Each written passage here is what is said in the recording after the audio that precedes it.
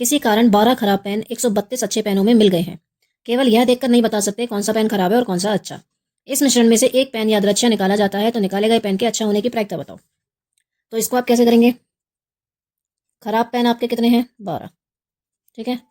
और अच्छे पेन आपके कितने हैं? 132। तो पहले आप ये पता करिए कि कुल पेन आपके पास कितने हैं। 132 में 12 जोड़ देंगे, टोटल आपके पास 144 पेन है। ये कह रहा है पेन के अच्छे होने की प्रायिकता बताओ। प्रायिकता का फॉर्मूला क्या होता है? अनुकूल परिणामों की संख्या बटे सभी संभव परिणामों की संख्या।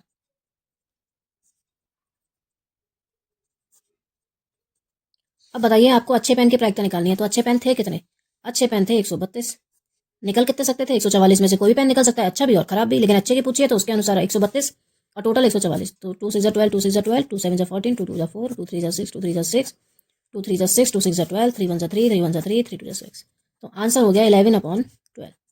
तो क्वेश्चन देखिए, एक ठोस एक अर्धगोले पर खड़े शंकु के आकार का है। जो अर्धगोले पर खड़े शंकु के आकार का है, यानी एक अर्धगोला है उसके ऊपर शंकु है, इस शेप का ठोस है।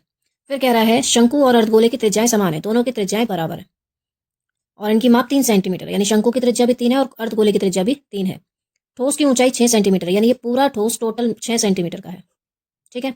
अब जैसे यहाँ पे ये लाइन है, ये जो है अर्धगोले की त्रिज्या है, हमें चाहिए शंकु की ऊंचाई कि शंकु कितना ऊंचा है। तो कैसे निकालेंगे? टोटल 6 में से ये अर्धगोले की त्रिज्या आप माइनस कर दो, तो जो बचेगा वो क्या आ जाएगी? शंकु की त्रिज्या, वो भी कितनी आ जाएगी? 3। 6 में से इसकी त्रिज्या चली जाएगी 3, ये ऊंचाई बच जाएगी 3, यानी त्रिज्या जो होती है अर्धगोले की वही उसकी ऊंचाई होती है।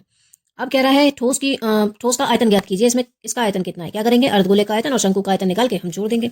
अब त्रिज्या तो हमें क्वेश्चन में साफ साफ दे रखी है 3 सेंटीमीटर। ठीक है। कुल ऊंचाई दे रखी थी 6 सेंटीमीटर। हमें चाहिए शंकु की ऊंचाई, तो शंकु की ऊंचाई h में क्या करेंगे? 6 में से 3 माइनस कर देंगे, 3 सेंटीमीटर आ गई। अब लिखेंगे ठोस का आयतन। अब ठोस का आयतन निकालने के लिए आप डायरेक्ट फॉर्मूला लगा दीजिए, शंकु का आयतन प्लस अर्धगोले का आयतन। अब शंकु का आयतन होता है 1/3 पाई आर स्क्वायर एच, अर्धगोले का आयतन होता है 2/3 पाई आर क्यूब। दोनों त्रिज्या समान है, कॉमन आ जाएगा पाई आर स्क्वायर और 1/3। पाई दिख रहा है, आर दिख रहा है, ये नीचे 3 इसके भी है, इसके भी है, तो 1/3 भी आ जाएगा। यहाँ बचेगा एच, यहाँ बचा 2 और एक आर। ठीक है। पाई की वैल्यू आप लगा दीजिए। पाई की वैल्यू आप लगा भी सकते हैं और नहीं भी लगा सकते हैं।